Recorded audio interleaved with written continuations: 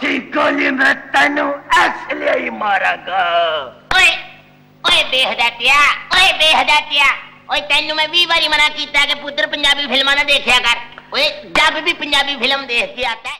50-50 पाकिस्तान की तारीख के उन प्रोग्राम्स में से एक है जिसे लाजवाल शोहरत हासिल हुई। मुल्क के सियासी हालात की बेहतरीन अक्कासी करते इस प्रोग्राम ने जहां अवाम के दिल में अपनी जगह बनाई, वहीं इस ड्रामे में नजर आने वाले अदाकार भी मकबूलियत की सीढ़ी चढ़े। इस प्रोग्राम की मकबूलियत का ये आलम है कि आज भी इसके जोड़ का कोई दूसरा प्रोग्राम दिखाई नहीं देता, लेकिन इसमें जलवागर होने वाले फनकार जमाने की बेहिसी का शिकार होकर जिंदगी गुजारने पर मजबूर हो गए। 50-50 में मेन रोल करने वाले कॉमेडियंस का अंजाम किस कदर दर्दनाक हुआ, कौन सा बड़ा कॉमेडियन इस वक्त कसम फुर्सी की जिंदगी गुजारने पर मजबूर है, ये सब हम बताएंगे आज की इस वीडियो में। साथ भी पिछले हफ्ते सीन पार्ट हो गया नहीं? क्या हो गया? वो प्रोग्राम नहीं आता 50-50?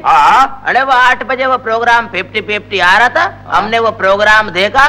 रात को किधर 11:30 बजे जाके उसका एक काका हमारी समझ में आया। 50-50 की मकबूलियत के बारे में जितना भी बोला और लिखा जाए कम है। ये वो प्ले था जिसने उस वक्त के हालात की बेहतरीन अक्कासी की थी और उस घुटन ज़दा माहौल में देखने वालों के चेहरों पर मुस्कुराहटें बखेरी थीं। 50-50 के बारे में यहाँ तक कहा जाता है कि जब ये ड्रामा नशर होता था तो गलियां मोहल्ले सुनसान हो जाया करती थीं। सड़कों पर दूर दूर तक कोई जानदार दिखाई न देता था। जिस मोहल्ले या इलाके में टीवी होता सब लोग वहां जमा हो जाते और शौक से ये ड्रामा देखते। इस ड्रामे की मकबूलियत आज भी जूं की तूं है। इसे पाकिस्तान के बेहतरीन ड्रामों की फहरिस्त में शामिल किया जाता है। 50-50 की मकबूलियत भले ही आज भी कायम है, मगर इस ड्रामे के किरदारों को उनके लोग और हुकूमत ने अक्सर भुला दिया। जिन्हें उस वक्त स्क्रीन पर देखने के लिए आंखें तरसा करती थी, वो गुमनामी की नजर हो गए। इंडस्ट्री का सबसे बड़ा अलमिया ये है कि लोग ड्रामे याद रखते हैं, लेकिन उन किरदारों को भूल जाते हैं जो मेहनत करके उस ड्रामे को हिट करवाते हैं, अपना खून पसीना बहाते हैं, लेकिन उन्हें बदले में बेअतनाई नसीब होती है। 80 की दिहाई में पाकिस्तान टेलीविजन पर चलने वाले ड्रामे 50-50 से शोहरत पाने वाले अदाकार माजिद जहांगीर इंतहाई कसम पुरसी में जिंदगी गुजार रहे हैं। माजी के मकबूल अदाकार के पास फालिज और दीगर अमराज के महंगे इलाज मुआवजे के लिए दवा खरीदने के पैसे नहीं, खाने पीने और जरूरियाती जिंदगी के लिए दोस्तों के रहमो करम पर हैं। माजिद जहांगीर इन दिनों बहुत ही कठिन जिंदगी गुजार रहे हैं। वो कराची में तवील अरसे से मुकीम थे, जहां उन्होंने अपनी हालत जार का जिक्र सूबाई हुकूमत से किया, लेकिन उनकी कोई सुनवाई न हुई, जिस पर वो इंतहाई दिल बर्दाश्ता होकर लाहौर चले आए। एक इंटरव्यू के दौरान माजिद जहांगीर का कहना था, तंग दस्ती की वजह से नौबत यहाँ तक पहुँच गई कि फालिज और दीगर अमराज के इलाज मुआवजे के लिए महंगी दवाएं खरीदने के लाले पड़ गए। हमारे मुल्क में हुक्मरान सिर्फ जुबानी जमा खर्च से काम चलाते हैं, उनके दावे अमली जामा तक नहीं पहुँच पाते और फाइलों में मट्टी का ढेर बन जाते हैं। ऐसा ही माजिद जहांगीर के साथ हुआ। पिछले साल 14 अगस्त से कबल उन्हें गवर्नर सिंध इमरान इस्माइल ने फोन करके बताया कि उन्हें यौम आजादी पर सदर पाकिस्तान आरिफ अलवी के हाथों तमगा इम्तियाज से नवाजा जा रहा है, जिस पर उन्होंने गवर्नर सिंध से कहा कि हुकूमत की जानिब से अगर उनकी 50 साल फनकाराना खिदमात का एतराफ किया जा रहा है तो उनकी मेहरबानी है, मगर उन्हें असल जरूरत इलाज मुआवजे की है, जिसके लिए दस्त बदस्ता अपील है। गवर्नर सिंह ने जवाब में कहा कि कुछ करते हैं, ताहम 1.5 साल का अरसा बीत जाने के बावजूद उनकी जानिब से कुछ नहीं किया गया। माजिद जहांगीर को माहाना दवाओं के लिए 30,000 रुपए की जरूरत होती है, जबकि फिजियोथेरापी, डॉक्टर्स के मुआयने के अखराजात इसके अलावा हैं। माजिद जहांगीर का इस दुनिया में अपना कोई भी नहीं। एक एक करके उनके सारे प्यारे दुनिया से जा चुके। मुश्किल वक्त में कुछ दोस्त हैं जो मदद कर देते हैं। लाहौर में मलिक रियाज की जानिब से मिलने वाले घर के पड़ोस में मसूद साहब और उनकी फैमिली वाले खाने पीने का ख्याल रखते हैं। कराची में वो एक दोस्त के फ्लैट पर कयाम कर लेते हैं। माजिद जहांगीर के साथ होने वाला ये अफसोसनाक सलूक फनून लतीफा के साथ इंतहाई घिनौना मजाक है जो हम बिला खौफो खतर किए जा रहे हैं। फनकार और उनके फन की बेकदरी का सिलसिला आखिर के सदी में इख्तिताम पजीर होगा। इस हवाले से सारी जुबानें खामोश हैं।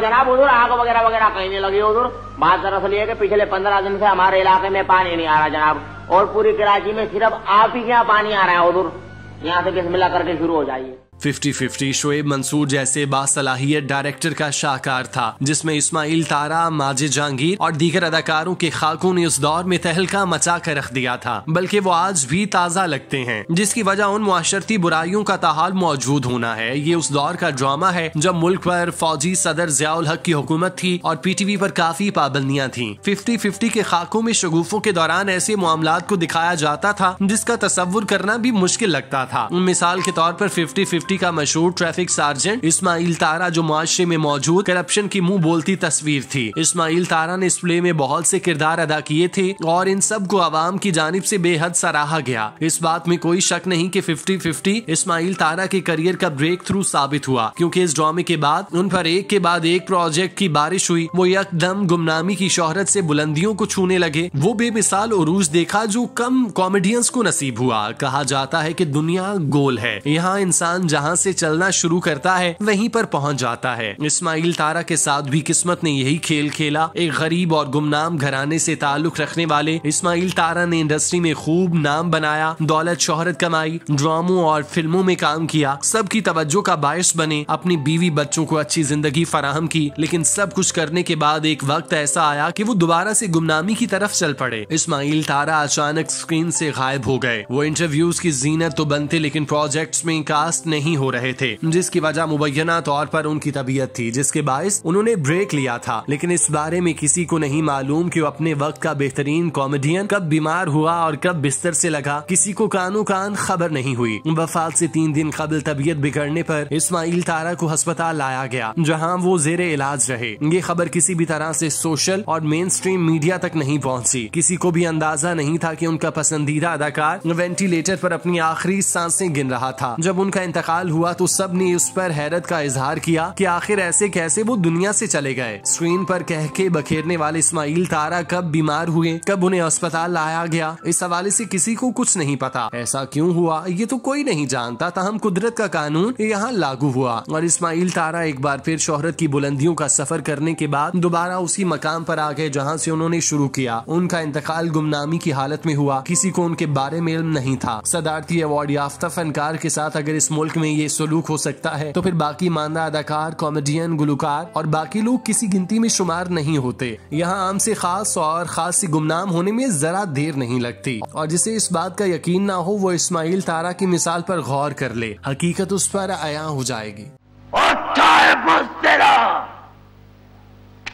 पहली गोली में तेनू असले ही मारूंगा कि तू मेरी पुट्टी मां दा कातिल नहीं।